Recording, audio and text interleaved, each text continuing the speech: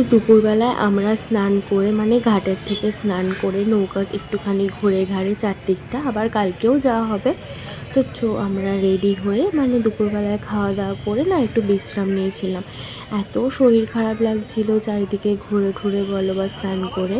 তো আমরা একটু রেস্ট নিয়ে আর বিকালবেলায় ঘুরতে বেরিয়ে গেলাম। আর জায়গাটা দেখতে পাচ্ছ, এত সুন্দর একটা জায়গা, মানে না দেখলে তোমরা তো একদম মিস করবে। আমার চোখ দিয়ে আমার ক্যামেরা দিয়ে যতটুকু তোমাদের দেখাতে পাচ্ছি সেইটুখানি মানে যেন অনেক। যাই হোক, তো এটা আমরা চৌমাথাটায় চলে আসলাম। চৌমাথাটায় এসে না, ওটা হচ্ছে বাঁদিকে স্টেশন যাওয়ার রাস্তা, ডান দিকে হচ্ছে ঘাটে যাওয়ার রাস্তা, সোজা চলে যাচ্ছে কাশী বিশ্বনাথ মন্দিরের দিকে। তো আমরা একটুখানি হাঁটতে হাঁটতে যাই, গিয়ে মন্দিরের দিকটা একটু রাস্তাটা দিয়ে বিকালবেলায় ঘুরে আসি। টুকটাক কেনাকাটা করার আছে, সেগুলোও করে আনবো।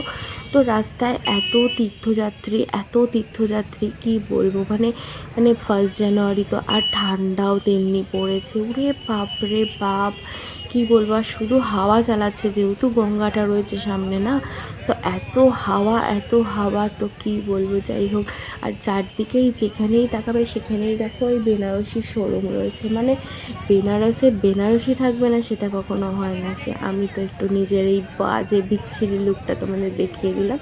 যাই হোক, এইসব আরও ব্লগ দেখতে থাকো, পরপর আসতে চলেছে। টাটা।